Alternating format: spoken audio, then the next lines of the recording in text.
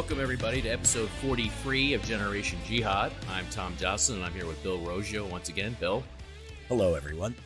And the two of us are joined again this week. We are pleased to say to you guys, to announce, by Edmund Fitton-Brown. He's a coordinator for the UN Security Council's Analytical Support and Sanctions Monitoring Team. They oversee some of the UN sanctions regime when it comes to Al Qaeda and ISIS and affiliated groups.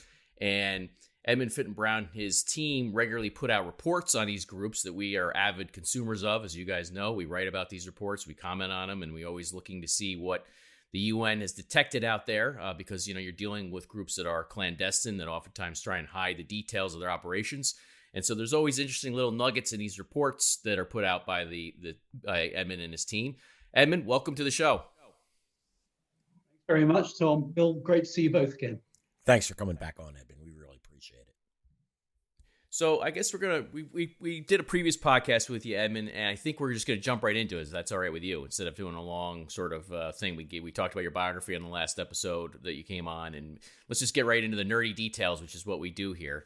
Get after it, as I think sometimes someone says. Yeah. So let's start with an interesting sort of. I was just going to start by getting your comments on this. So we have a relatively new leader of ISIS. Of course, he's been the leader of ISIS now for quite some time. We knew him as Haji Abdullah. There's various different aliases that are given for him. It's interesting to juxtapose him and his leadership with Ayman al-Zawahiri. There have been differing reports on both of them over the years. Both are, I would say, quite curiously silent at the moment, at least publicly. Neither one of them are releasing any kind of statements. And I was wondering if you maybe have a little bit of a comment on what you and your team found when it comes to first the ISIS leader and his sort of leadership and what's changed or hasn't changed since Abu Bakr al-Baghdadi's days. And then maybe comment a little bit on the rumors that the Egyptian doctor, Dr. Ayman al-Zawahiri, had passed away. We, of course, have our own thoughts on that, but go ahead. Yeah, thanks, Tom. We cover both of them in the report. We never go through a lot of these reports without referring to the top leadership of both groups.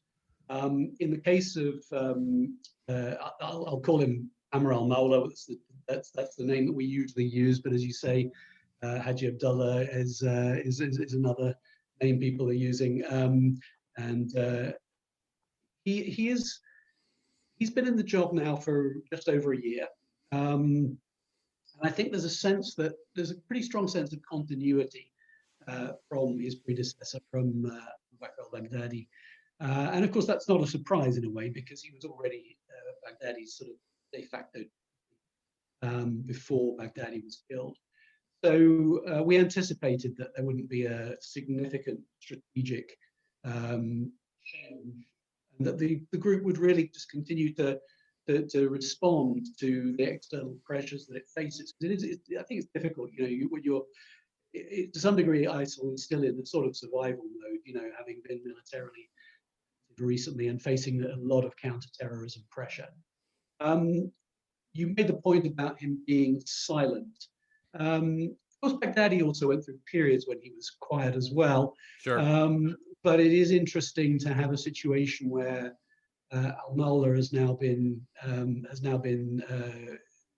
head of the group for a year and a quarter approximately.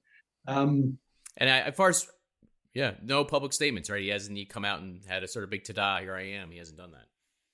Yeah, he's relying on Abu Hamza, the spokesperson, who's made 4 separate audio broadcasts during this period, and I think it's a risky strategy, because it doesn't have the same resonance that it does if the boss speaks.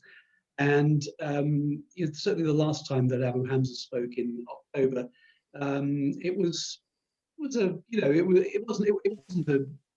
wasn't an incompetent message, but it wasn't a very inspiring message either. And it sounded frustrated as well, frustrated with the fact that there was too many words, too little action. And quite a few of the people that we talk to are saying that, that this is a difficult line for al-Mawla to tread, because, on the one hand, he needs to stay safe. He doesn't want to get killed, and communicating is a risk. But there is a danger that if this goes on for too much longer, and with ISIL sort of slightly smelling of defeat because of the number of setbacks that they have suffered. There's a risk that people start to lose interest in the ISIL message, and ISIL will want to do something to get themselves back in the headlines, because they haven't been very much in the headlines recently. So I mean, that's Al-Mawla. It'd be interesting to see whether he changes course on this.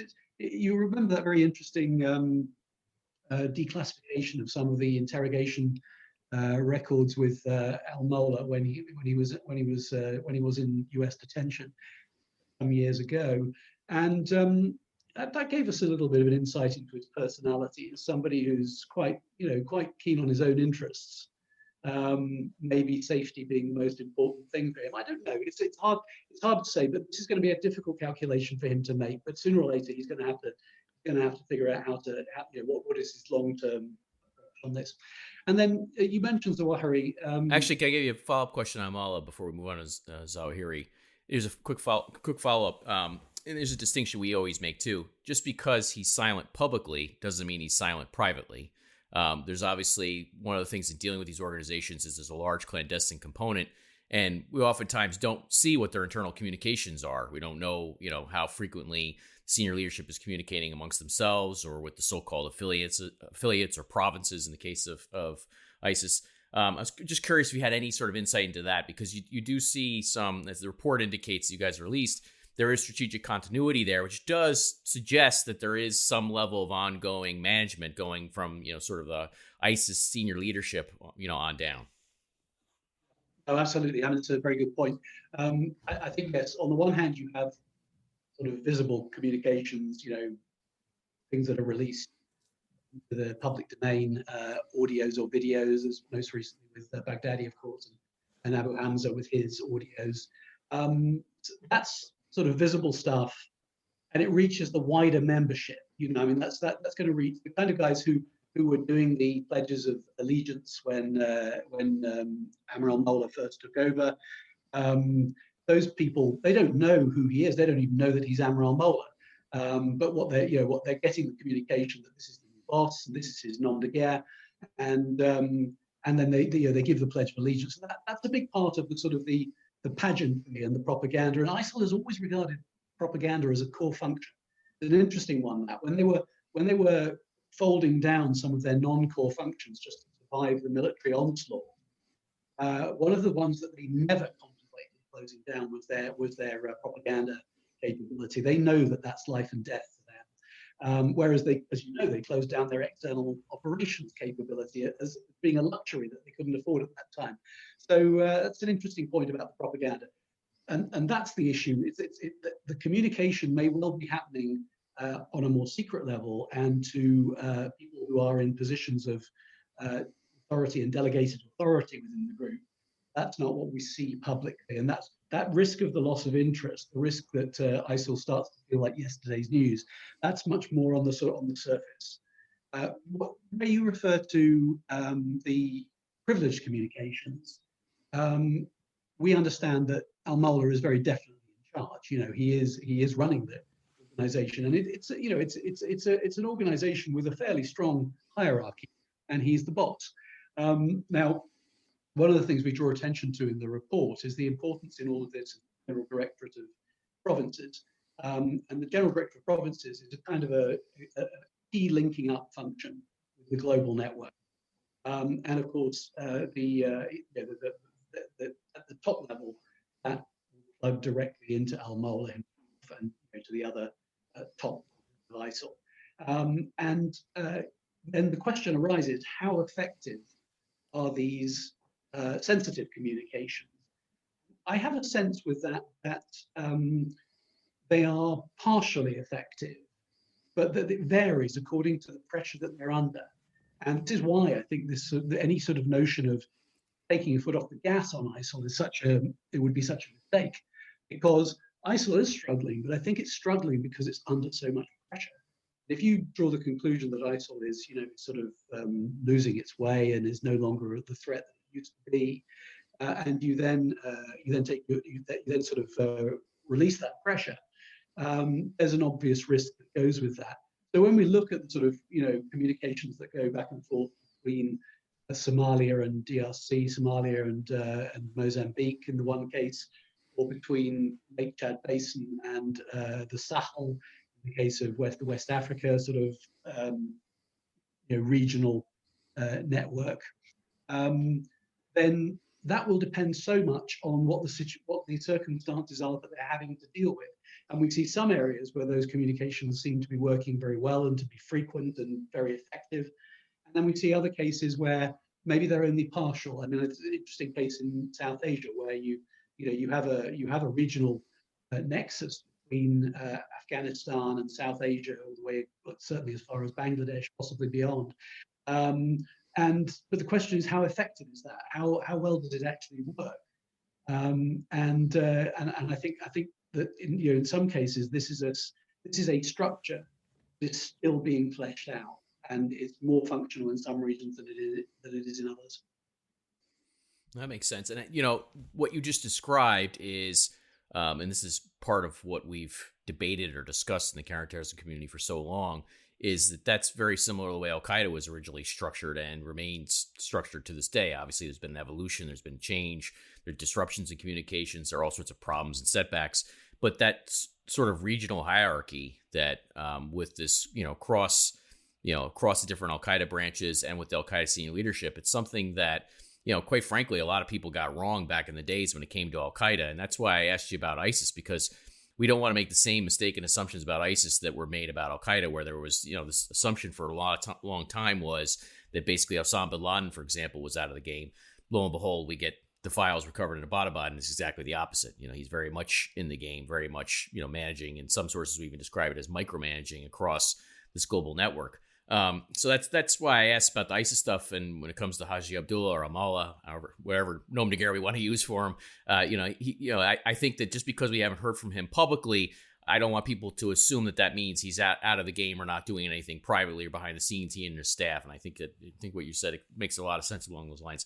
So let's get to the not so good doctor, Ayman al-Zawahiri, the elderly Egyptian leader of Al Qaeda. I've been rooting, quite in all full disclosure, I've been rooting for COVID-19 in this one case, for quite some time.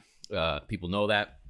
There were some rumors late last year, and they were only rumors, that he did succumb to some sort of health conditions. We don't find any evidence for that, and it seems like in your report, you guys haven't found any evidence to confirm that either. So I was curious if you could weigh in maybe a little bit on what you think we know about Ayman al-Zawahiri and his current status. Yeah, no, that's what you say is absolutely bang on, Tom. From our point of view, his mortality is an issue anyway. It was an issue even before the rumors in October. He's elderly, he's in poor health, and there's rumor that he had succumbed to something heart related, something asthma related, something kidney related. We heard these different things. Nobody was suggesting that he'd been killed in some kind of kinetic strike. It was all the suggestion that he might have died of ill health. But you're right. Despite our best efforts, we have had zero confirmation of this. We have to assume that he's still alive. It is interesting that he's not. He's not. There's no present activity. There's no current. Visibility. And what could that mean? I mean, it could mean many things. It could mean, of course, it could have been consistent with his demise if that were the case. It could be consistent with him having to take particular care about his health. You mentioned COVID. One of the things that we also were aware of, that if you actually look at which of our subjects of interest most vulnerable in the context of a global pandemic, well, Zawahiri stands out as being one of the most vulnerable, doesn't he? And so we were aware of that as well. Maybe that's one reason for him to be very careful, or maybe it's other things. Maybe it's to do with the Taliban's reputation in terms of wanting people to keep a low profile and not to embarrass them. So it could be any of those things. But as I said, the mortality thing is still an issue. Even if he's alive, his state of health suggests that Al Qaeda need to plan for what happens next. Now, they had plans in place. It should have been clear that his successor, if he did relinquish the mantle for whatever reason, would be Abu Muhammad al-Masri. And of course, we do report in the report that Abu Muhammad al-Masri did die in August. Yeah, just for our listeners' sake, we had confirmed, and the New York Times have confirmed that was an Israeli operation at the behest of the CIA. Deep behind enemy lines, where Abu Muhammad al-Masri was killed on August 7th, 1998, in an assassination alongside his daughter Miriam, who was the widow of Hamza bin Laden. But yeah, to your point, he was, as a result of this infighting in Syria, we detected a couple years ago that Abu Muhammad al-Masri was very high up the pecking order indeed. In fact, was probably now the number 2 to Zawahiri and in line to succeed him, probably followed by Saif al-Adil, who's also mentioned in the report, who was also in Iran. And we've talked about that dynamic quite a bit on the podcast in the past. But here's what's interesting. So you just said something that's very important, I think. I just want to underscore this for listeners, is that Al Qaeda is not stupid, right? I mean, they're going to have succession plans in place for Zawahiri in the case that he dies. The last succession plans that we know of are pre-2015. The last ones have been made public, I should say. And when I say we, I mean us on the outside who aren't privy to all this sort of sensitive intelligence and sources. The last sort of documentation we have of a chain of succession for Al Qaeda is pre-2015. It'd be foolish to assume that they haven't updated it since then, and that they haven't updated it since Abu Muhammad al-Masri's demise in August and other factors. And the key thing here is, and this underscores the same sort of uncertainty we have about the way ISIS operates at times, we have the same thing about Al Qaeda. We don't really know who's in the line of succession at any given moment. There could be people or individuals who are veterans who nobody's thinking of who are in the top 5 now in terms of Al Qaeda's chain of succession. I was just wondering if you had any other thoughts on that and sort of how they operate. And I have one other follow-on question on that, and then I'll turn it over to Bill. Yeah, and I think what you say is really important there, Tom. Al Qaeda, they've been in this game for a long time. They plan. They've shown that they're resilient. They've shown that they're pretty smart. And of course, as we were saying earlier, they're very networked. They're sort of networked around the world. You would have very, very senior Al Qaeda figures who were nowhere near the core zone, nowhere near Afghanistan. Exactly. And you would have somebody like Drukdel, who of course was killed. Who was, I think at the time of his death, was believed to be 5th in the line of succession. The sort of the global number 5. And so it's an interesting question: if he was still alive, right, would he still be somewhere in the sort of Algeria, Sahel region, or would he have been moved up somewhere else? Because if you thought he was now let's say number 3 or something, would people be saying, well, actually we need this guy somewhere where he could take over if he had to? I got one comment for you. So the line of succession we were talking about, those documents that were leaked out of Syria. The way those documents explained it was that basically the guys in the line of succession for Al Qaeda have to be present in either the Khorasan, which is sort of the loosely mythological area around Afghanistan, parts of the surrounding states, or embedded within one of Al Qaeda's regional branches. So they basically say in those documents, which again are dated pre-2015 anyway, at that point in time, Bill and I noticed it right away in the original Arabic that what they were saying was that you don't have to be located in Afghanistan or Pakistan technically to take over the mantle, and that made a lot of sense if you think about the guys who have been in Yemen, for example. You don't necessarily want to move some of the guys who are in that line of succession from Yemen and expose them. Maybe they could take over the mantle from there. But it's a very interesting thing that your point you're raising here about the fact you have guys like Drukdel in these branches who are in the line of succession. And, this is sort of the issue that we've long discussed on the podcast and in our writings and publicly in debates, is that there's, in a lot of people's minds, there's this firm distinction between Al Qaeda core, so-called, which is sort of geographically meant to refer to Al Qaeda senior leadership in Afghanistan and Pakistan, and its so-called affiliates. And in reality, that line was blurred a long, long time ago. That basically you have guys who they're core Al Qaeda members, core Al Qaeda leaders. They're just way far away from Afghanistan and Pakistan. Yeah, it's an interesting difference between Al Qaeda and ISIL, isn't it? Because ISIL has got such a clear Iraqi DNA and such a clear sort of Iraqi Syrian identity. Good point. And Al Qaeda doesn't have that kind of extremely specific central identity. And of course, we must come on to Africa at some point during this conversation. But it's interesting, isn't it, that we mentioned Drukdel. Obviously, he was in Africa. Saif al-Adil, of course, had previously lived in Africa as well, originally from Egypt, of course.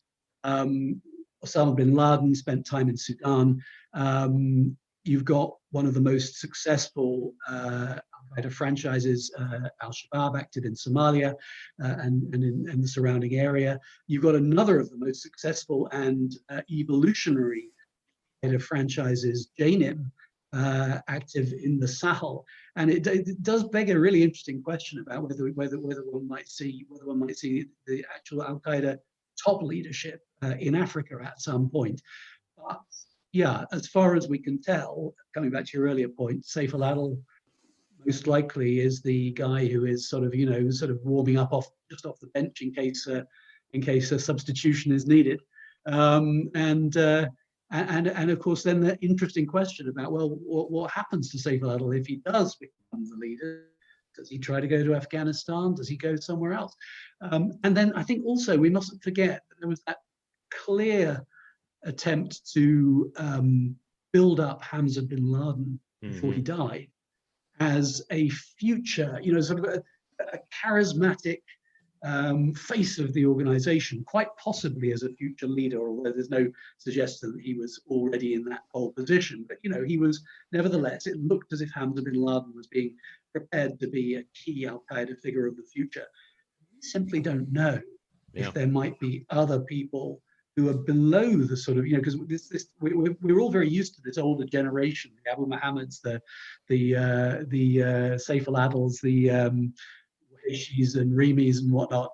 But of course, if they're trying to future-proof, and if they're starting to look at people who could take the organization forward for 10 or 20 years, we might be surprised and find that it's actually somebody else. Well, I got one quick thing, Ben. I'll turn over to you. Sorry, this is all right in the line, right perfectly in the line of questioning here. So, just on your point about the older generation, one of the things Bill and I have written up a couple times is from the Bin Laden files is this next generation of leaders that was mentioned in the files Bin Laden was being kept abreast of, and one of them was identified as Abdul Rahman al-Maghrebi. Now, of course, on his way out the door, Secretary of State Mike Pompeo made a big deal out of Maghrebi's presence in Iran because he is the general manager of Al-Qaeda. But Maghrebi's dossier or profile, I think, speaks to several of the threads that we've already discussed here. On the first thing, he's native Moroccan, so he's from Africa.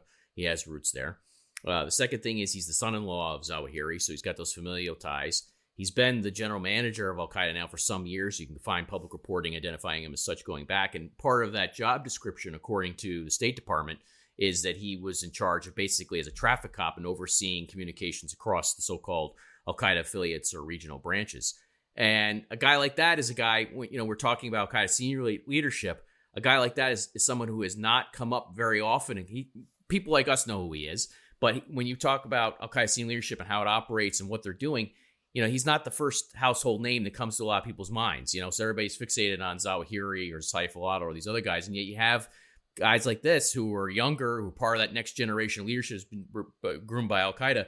Who knows how influential he is within the organization at this point? Who knows if there are other people like him who are sort of up-and-comers who can take over? And just to underscore your point, I would say. Yeah, I think the only thing I would add is to say that, we're conscious that because of this, what we describe as a sort of a period of heavy attrition in Al-Qaeda leadership. This is something we really want to cover in detail over the next 4 months before we write our next report. I think there was a period when the reports focused overwhelmingly on ISIL at Al-Qaeda's expense. And I think what we have, it's a much more mixed up picture these days. Both ISIL and Al-Qaeda, they're both in a state of some flux and both remain important and of concern. And then, of course, you've got significant numbers of people who belong within this broad family of terrorism, but are actually more in the nature of just inspired by the general message. Some of the stuff that happened in Europe, as we said in our report, some of that stuff was not particularly inspired by ISIL. Maybe it was in some cases inspired by Al Qaeda, or it was more, if you like, more general sort of theory type extremism. Edmund, on Saif al-Adil, right? He's believed to be in Iran. Abu Muhammad al-Masri, he was killed in Tehran. Maghrebi, he's also supposed to be in Iran. Why? So I did notice the report. There's no mention of Iran or Al Qaeda harboring there. Even Secretary of State Pompeo, gave a briefing on this. Not that it's anything new, I did notice there was a lack of reporting on Al Qaeda harboring in Iran. Is there an explanation for that? Was the Pompeo's briefing too late, or just sort of? I know the report covers a lot of items, and it's easy for me to sit here and go, "Oh, you missed this, or you might have missed that." But is there any reasoning that you have for that? It's simply that we have no update, Bill. So, I mean, we did report on this a Previous couple of years reports, back. Sure. Yeah. There's one previous report in particular that talked Yeah. about Saif al-Adl and Abu Muhammad being in Iran. And then, with the exception of the confirmation that Abu Muhammad had been killed, we don't have any updates. We don't have specific updated information about Saif al-Adl. We don't have specific updated information about al-Maghrabi. And in terms of the Pompeo announcement, I mean, the two reasons why that didn't get into our report. One is that it was too late because it was in January. The timing, but it's not just that. We would never quote Right. member states. We would want member state confirmation on an official level. Because again, Right. this is where we have to be mindful of where we add value. Anyone can read what the Secretary of State says in public. There's no point in us retelling that. But if we can get official briefing that says what's happening, and we can then say, member states have confirmed, but of course we haven't do that yet. Yeah, I'll give you a little interference here for you on your behalf, Edmund. So I would say on that, I said to people, I was involved in conversations about his speech, in Washington, and I said there needs to be official proclamation of the U.S. intelligence community on this. It can't just be coming from Secretary Pompeo.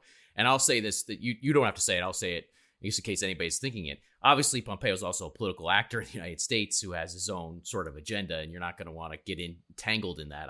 I wouldn't want to get entangled in that when doing intelligence analysis or sort of getting into all this. So I get it. But I think what's interesting is that going forward, you said you're going to evaluate Al Qaeda senior leadership. I'm interested in what you guys come up with in terms of the actual facts of the intelligence on how many guys that are senior leaders of Al Qaeda are in Iran today versus elsewhere. I mean, they're in several different countries, not just Iran, of course. But guys like Maghrabi and how important they are, and sort of how many of these guys there are still out there. We talk about the report. I thought your new report is very good in describing the leadership attrition Al Qaeda has suffered, because they definitely have. I think, Bill and I have teased this out, that the U.S. has made sort of a concerted effort over the last 12 to 18 months. The U.S. is tired of this game, and there was a big push within the Trump administration to sort of wrap it up, to say, we're going to get as many of these guys as we can, and then that's going to be it. We're basically declare Al Qaeda dead. And so, when it comes to Zawahiri or some of these other guys, I think that they know that. And I think that may be one of the reasons why they're laying low, is that they don't want to pop up long enough to be, taken out on America's way out in some of these theaters. But I'm just curious, going forward, as you guys look at this stuff, one of the things I always encourage American officials, for example, or anybody to do is, on the American side, we haven't gotten a assessment of Al Qaeda and what its committees look like, who's who within the committee structure, how that works. I think since 2004, actually your reports that come out of your sanctions team is the only regular item analysis that comes out of any official body of either one of these entities, ISIS or Al Qaeda. There's very generalized stuff that comes out of the American side and elsewhere. There's not a lot of detailed stuff, which is why we always go through your report very carefully and read it line by line, because we're very interested to see what you guys are come up with, But that's what I would say. It's a long-winded way of saying, as you guys move forward and you look at this, I'm very interested to find out what you guys find out about Al Qaeda's hierarchy, what it looks like today, who's who, how many of the original veterans are left, how many of these next generation guys are now in the game, are important. I think that's a very interesting question to answer. There's a question, isn't there? Also, do they follow success? Do they sort of say, well, this is where we're doing particularly well, and this is what we want to reinforce, or do they sort of hold on to certain things as being iconic or sacred? The sort of the Afghan connection is obviously very important for Al Qaeda, just as we were saying that ISIL is so very much an Iraqi-Syrian sort of entity. And again, just briefly dipping back onto the ISIL side, it's interesting how dominated ISIL's propaganda has been by military successes or sort of operational successes that they've had in Africa, particularly the IS West Africa province recently, which has continued to kill people at an alarming rate. and then there's that sort of oddity from ISIL's point of view, which is, obviously they want that, they want the sort of the global notoriety, but the question is, to what extent are they able to maintain that they are fundamentally Iraqi and Syrian in their core? So it's a curious one, and you feel that with ISIL that they're more deliberately anchored in the original identity. You sense with Al Qaeda that it's more open to the opportunistic movement according to where it works. Oh, and yeah, I concur, Edmund. And just so you understand, or so the audience understands, I ask questions like that because I always find it's interesting of member state into your report, the omissions, right? How this report is built is interesting, and we discussed that in depth in our previous episode. And so, when you're not getting this from official channels, you would think the first thing that Secretary Pompeo would get the State Department or get the CIA to do when he's going to make a rollout like this is to brief organizations like the UN Sanctions Committee and others to get, if it's an issue he wants to make, should want to get by, and it should be in your report. And I find that disturbing, and that's what Tom and I had a major complaint about the rollout of all that. We don't doubt the information, but the way it was pushed forward. Yeah, just to be clear, the complaint is on the American side. So we think the U.S. government doesn't do a good enough job of communicating to people like you what is being known or what's in assessments and that sort of thing. And that's sort of we know a lot more about that speech and what could have been rolled out that wasn't, that we're letting on. There's a lot more intelligence going on there, and be that as it may, we think that all matters and it's all something to get into. But I get what you're saying, and I guess the only point I'd make is, of course, we don't, generally speaking, connect at that level in any government anyway. Right. Sure. We have excellent working level briefings from Sure. the United States, various U.S. entities. Sure. And actually, I've noticed some similarities too in what you guys are saying, what the Treasury Department has said in some official assessments. So I assume you guys are getting some of the same briefings, we'll say, and it's good stuff. So, well, it's no surprise to say that the Treasury is obviously in the lead on sanctions, and sure. we have very important working relationship with sure. them. Yeah, actually, Bill, you want to ask about the Haqqani stuff with the more generally, it was on Afghanistan. Yeah, so you note that I'm going to read a direct quote here from the report. It's a quote: "Member states report little evidence of significant changes in relations between Al Qaeda and the Taliban." And then Al Qaeda assesses that its future in Afghanistan depends on its close ties to the Taliban, as well as the success of Taliban military operations in the country. So in the previous report, Edmund, you guys noted that the Taliban while it was negotiating with the U.S., was directly talking with Al Qaeda. Are you seeing any further communications at a high level between Al Qaeda and the Taliban? And I'm going to follow that up with a question on the opening, how you talk about the peace effort as well. Yeah, we don't think that the picture has significantly changed, at least not yet. So that sort of, I think we made quite a big sort of splash about it, sort of our last report on Afghanistan, which was published around about the end of May. And then also there was stuff on this in our report from the summer, the one that was in July. What we've seen, I think, since then has been the Taliban just continuing not to want to really grasp this nettle, because, why should they if they're not being forced to? My sense is that, we're seeing just little indications of the Taliban sort of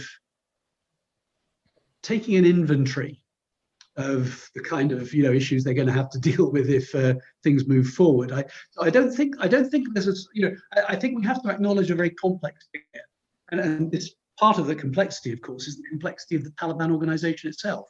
It's the fact that it's it contains many, it's a house with many different rooms, and you've got people in there who I think are pretty seriously working for a sort of a hybrid of, a successful peace process, but one which is heavily influenced by, military success, and therefore the Taliban get the best possible deal. And those people will be interested in making some limited concessions in order to secure that best deal, but only when they have to. And then they're also very aware that there are other people within the broad Taliban sort of umbrella who are hardline, very much against any kind of concession, very much against breaking with Al Qaeda, very much against giving up on anything outside the borders of Afghanistan, because they continue to be motivated to some degree by international objectives. And I think it's no surprise that if you're trying to hold that sort of rather unruly house together, then you're going to want to make sure that you don't make the most painful and divisive compromises until you have to do so. And so that's what I would say is happening. I see a continuity of the Taliban giving reassurance to Al Qaeda, but I think there are also signs that under the right pressure, the Taliban would be willing or might be willing to make some concessions on this. So this I think is the interesting challenge in 2021. The question is are we going to see the peace process move forward in a way that obliges the Taliban to make some serious compromise? And so the Taliban's official position, 11 months after signing the agreement with the Doha agreement with the U.S., is that Al Qaeda doesn't even exist in Afghanistan. How could we, how do we I mean, I get it. That's their public phase, but that's a pretty difficult position to walk back from.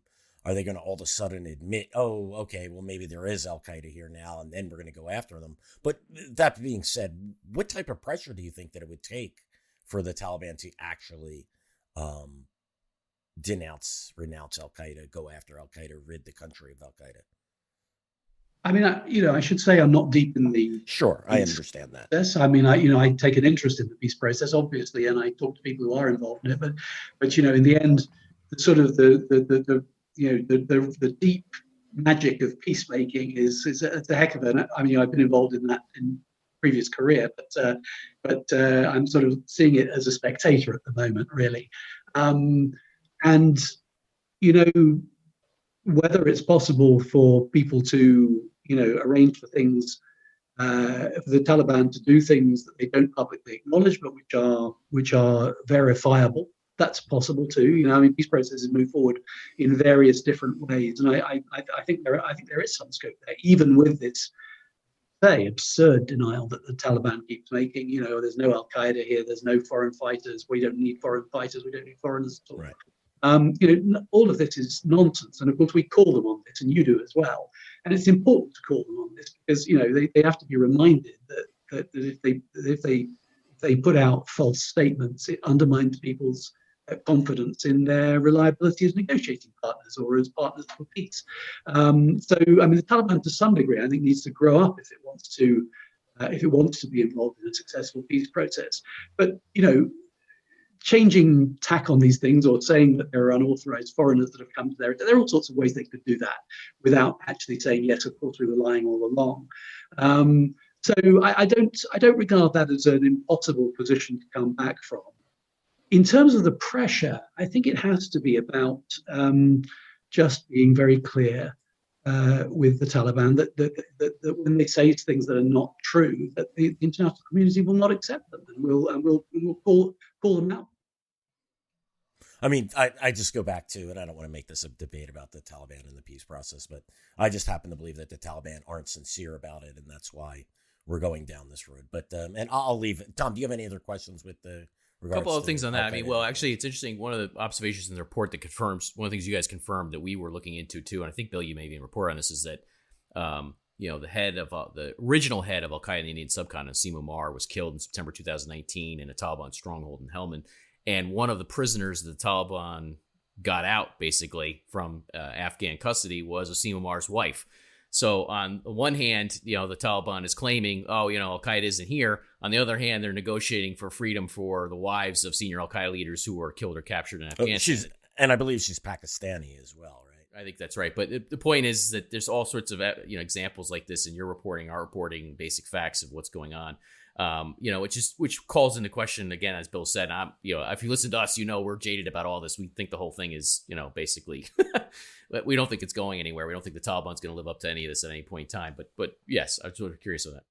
So let me just say on that. I mean, I absolutely hear what you're saying, and I don't think I've ever accused the Taliban of sincerity. That would be really, sure. really beyond the pale, I think. But, but the question is there what you get with these processes is you get a situation where it's in the interests of both sides to move forward, and sometimes it's more in the interest of one side than the other, and then that will only work if the side that is more in their interest also have a little bit more muscle that they can bring to bear. It's a complicated process. It can take forever, and or it can suddenly succeed after 5 years, or suddenly succeed after 8 years, or something like that. I think the one thing I would say is that where the Taliban has, I think, an interest in the peace process is in the fact that I don't believe they can win by military force. So I think the Taliban are not as strong as they are sometimes they like to claim to be. And of course, sometimes we as observers, we're all sort of kind of pessimists by profession almost. Sure. And we sort of see these problems, and call attention to these problems, as we should.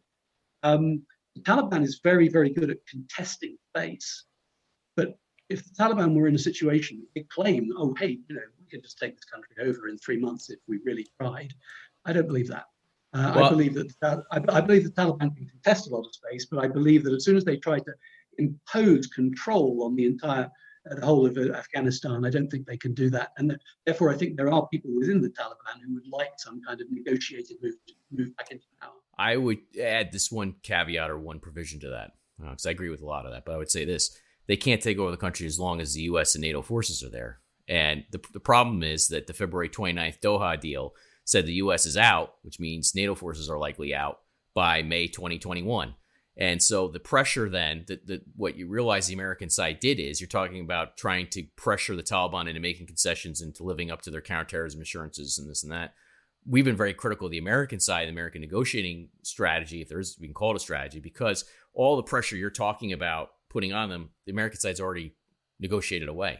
The American side already said we're out, and basically that's it. And now President Biden is going to have to determine whether or not he wants to leave 2,500 American troops in Afghanistan with NATO allies, or if he wants to pull the plug in May 2021 as called for in the Doha Agreement, which then means the Taliban and its allies, including Al Qaeda, then start attacking American and NATO forces again more wholeheartedly.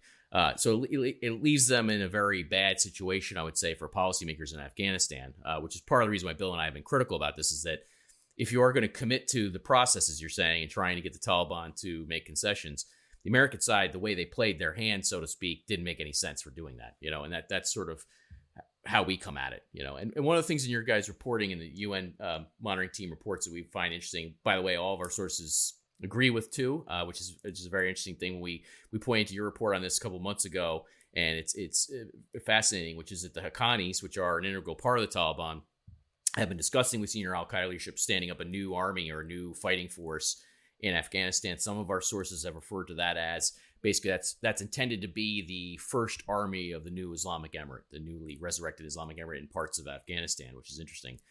Haven't gotten that part confirmed, but everybody's confirmed to us that the Haqqanis have been deeply in talks with Al Qaeda about standing up this new entity.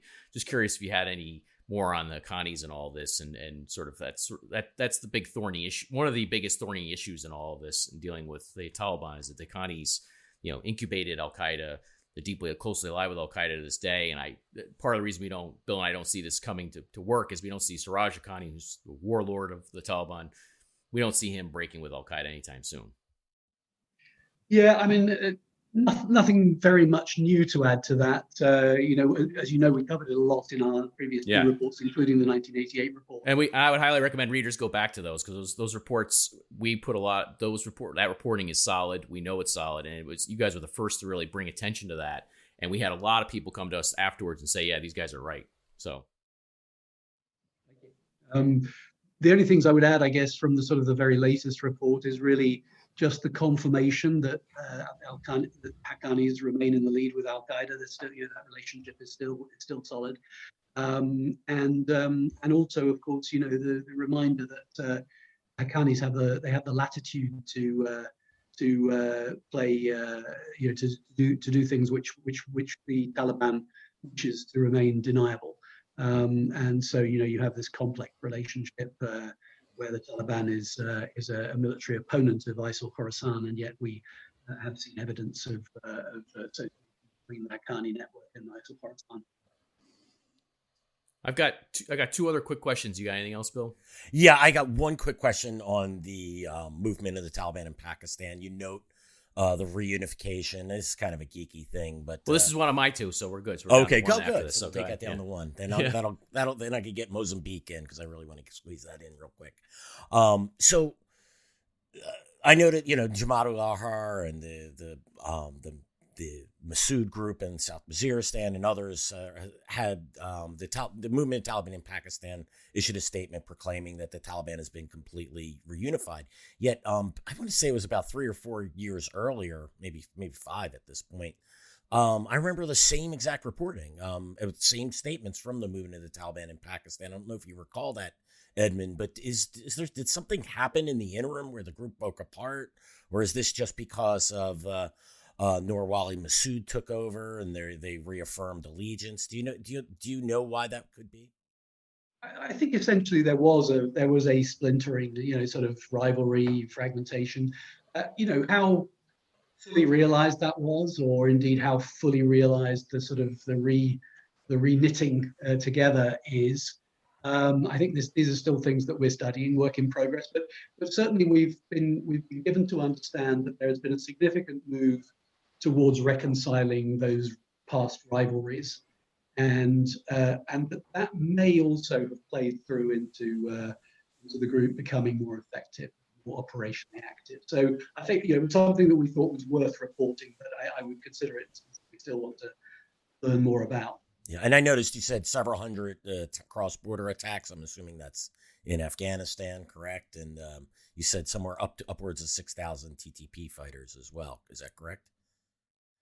The numbers that goes back to previous reporting as well, but we're talking something in the region of 6,000. Bill, I thought you were going to get to the punchline, Bill. The punchline was that Al Qaeda is the one that brought them all back together. Well, yeah, exactly. I mean, and that's in the report. We yeah. That's something we've also got. Again, you guys are on top of it because that's something we've been tracking as well. Been following all the way through Matiur Rahman's role in all of this, going back in time in terms of bringing back reconstituting the Pakistani Taliban, and the new leadership seems to be more unifying than the old leadership. The old leader seems to have been quite ineffectual.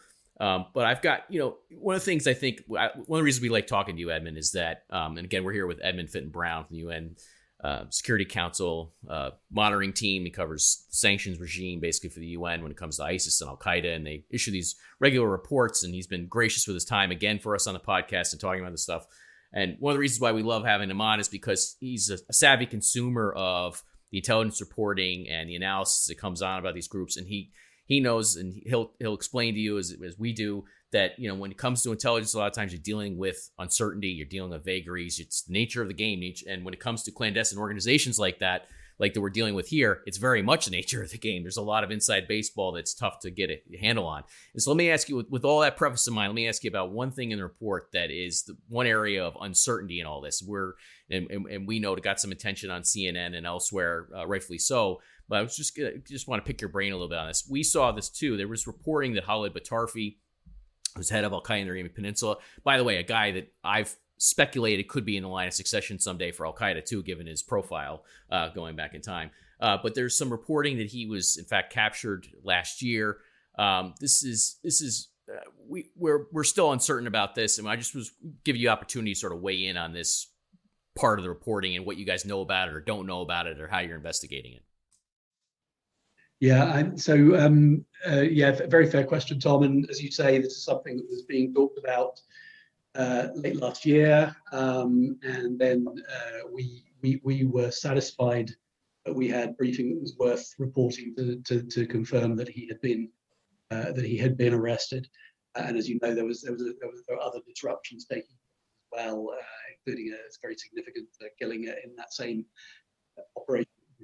But I think what I would say about this is we saw it as important to report this because Al Qaeda in the Arabian Peninsula obviously has got a high profile amongst Al Qaeda affiliates. You could even argue that it has the highest of all. outside Afghanistan. That the threat that it used to pose to, particularly to civil aviation, was something that gave it an extraordinary profile globally. People talk Yemen to some degree through those sort of counter-terrorist goggles for a long time, and then they suffered a series of blows, as you know. They lost leaders. They also lost the master bomb maker, Iri. Early last year, of course, they lost Remy, who was the previous leader, and then possibly, as I say, we've been given to understand that after only about 8-9 months, may now be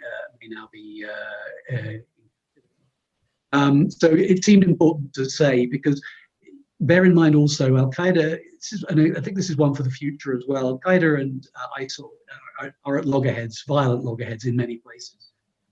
This is the case in a whole series of places where they both have affiliates.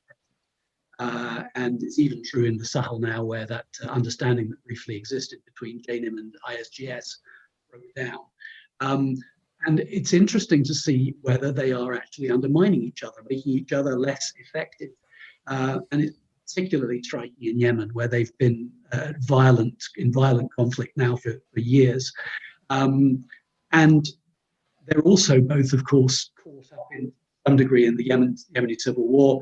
There is obviously violent conflict between the Houthis and Al Qaeda in the Arabian Peninsula. You periodically hear allegations made about whether ISIL is ambivalent about that. But you've got a sort of a complex, multi-sided conflict in which both ISIL and Al Qaeda are suffering attrition, and Al Qaeda in the Arabian Peninsula has been significantly weakened by this. So it struck us as being an important point to report. But we don't have any further detail of it, and we'll be continuing to follow it. No, fair enough. I mean, as listeners podcasts know, listen, Bill and I have known there's something funky going on with AQAP for a while. So we haven't been able quite to put our fingers on exactly what's going on. It's clearly the leadership attrition has had an effect on them. Now they still have senior, Al Qaeda leaders and veterans to take over and to run the ship for them, guys we've profiled before. But as you know, one of the things that taking out leaders does is sometimes the replacement isn't as capable as the guy who's taken out. Sometimes they're more capable, which is an unfortunate side effect of all this, or unfortunate part of the dynamic. But we know there's something funky going on within AQAP. They've had disruptions on the media side. They've had leadership attrition. They've had the infighting with ISIS. It's very tough for me as an outsider to get a full handle on what's going on. So I noted in seeing you guys had report on this, that you got a briefing on it, that Batarfi had been captured. That's very interesting. We're obviously going to continue following it, as you are too, to figure out what exactly is going on with the AQAP leadership these days, because it does seem to be something worth keeping tabs on, especially since AQAP had played such a prominent leadership role within the Al Qaeda global network for a time. And I'm sure that there are some guys in the AQAP who still do at a minimum. So, Bill, do you have any other questions for Edmund? I do. One last question on Al Qaeda in Mozambique, particularly. And by the way, this report is, if you want to read what's happening in West Africa and Central Africa, particularly what the Islamic State and Al Qaeda are doing in these areas, it's a fascinating read. It's a great synopsis of the state of play. But so the Islamic State in Mozambique, though, it controls a port and has for some time. And I'm going to, I'd like to direct quote you here. It says, the report says, ISCAP, which is Islamic State Central Africa province, captured and continues to hold the port of Msimboa da Praia, I hope I'm reading that properly, despite a sustained military offensive from government forces. So, Edmund, do you have any indication why the government has been able to dislodge the Islamic State from this port? It's been several months now. That's correct, right? That it's been under Islamic State control? Yeah, I mean, I think it's an interesting question. I mean, I don't want to make any kind of comment on member state governments or sort of terrorist activity by member states. But the fact is that IS, let's say ISCAP, IS Central Africa Province, just it's good shorthand. ISCAP has grown stronger. That's a clear trend that's identified in the report. They've had some successes also, as you know, in the DRC. It's a rather odd region, this, for ISIL, because if you look at the map, it's not the most obvious grouping of Somalia with Mozambique and the DRC. Those three kind of quite a long way apart from each other, all of them. Yeah. And I think it's sort of, it probably reflects the sort of significance of Somalia as a sort of as a center of violent extremism. The fact that ISIL in Somalia, maybe not all that strong as a fighting force in Somalia, but nevertheless very well embedded as well, and therefore sort of being the hub of this sort of this Central Africa region. What we saw in DRC, I think most notably, was that remarkable jailbreak. Very, very troubling because of the release of huge numbers from prison. That's a worry. But you're right, I think, to focus in on Mozambique as the bigger worry, partly because Mozambique is more strategically located. It's on the Indian Ocean. It has more the outside world. Also, of course, because we've had this interesting development in the reporting period where we've seen ISCAP actually mounting cross-border operations into southern Tanzania. So all of these things put together, they give considerable cause for concern. Now, we all know that there are pre-existing rebel groups, extremist groups in these areas of Mozambique and DRC. And again, this is a subject for continued monitoring, and the extent to which, as an entity, has fleshed out, the extent to which you can say that there is sort of a fully integrated, or is it a more complicated, sort of various extremists and rebels and ISCAP as well. So again, I don't want to say that we're painting a picture here that is fully developed. It's not. It's a work in progress. But if we were flagging a trend that is of particular concern, certainly what has happened within the broad area is one of the main ones from the last 6 months. Thank you, Edmund. No, very good. No, I just leave you on this one thought. When I read the reporting about what ISIS is doing now, as you mentioned, sort of the lack of territorial contiguous, it's not continuous territory here that you're talking about that they're operating across in Africa. What's interesting to me is it looks to me like, and this is a hypothesis to look at, that maybe some of these networks grew out of the Shabab days because Shabab had the same sort of pattern where Shabab was reaching out to different areas and coordinating the activities. Parts of Shabab were into Mozambique and elsewhere. And it's striking that ISIS seems to be following maybe some of the same muscle memory in the network, I would say. Maybe that's one thing to look at, I would say. But, it's a hypothesis. Yeah, it's an interesting point. Yeah, and I mean, of course, as you well know, it's often the case that ISIL people who have left Al Qaeda affiliates. Well, that's all I've got. You got anything else, Bill? That's all. No, thank you again for joining us, Edmund. It's always a pleasure. So we had, once again, Edmund Fitton-Brown is our guest this week. He is the coordinator for the UN Security Council's Analytical Support and Sanctions Monitoring Team. He and his team regularly put out reports on Al Qaeda and ISIS and the global networks. They're must-read reports. You should go out and take a look at them. We appreciate you coming on, Edmund. Thanks again, and we hope to have you on again soon. Bill, huge pleasure. Always great to see you, and I look forward to the next time. Thank you. Great. Anytime. Thanks again, Edmund. And thank you, listeners, for tuning in to, I guess this is episode 43? Is that what I said earlier, Bill? Wow. It is episode 43. All right, we're working our way toward 50. We'll have to do something good for 50. But thank you to our listeners for tuning in again this week to this episode of Generation Jihad. Please do subscribe to the show. As a reminder, you can find us on Apple Podcasts, Spotify, YouTube, or anywhere else you listen to your podcasts. And as some of my colleagues would say, if you can hit us up with a 5-star review on Apple Podcasts, that again, there's some magical algorithm that tells listeners to come check us out. So please do that and counter any of the trolls. If you can go out and give us a 5-star review, that'd be awesome. And we will see you, hopefully, next week.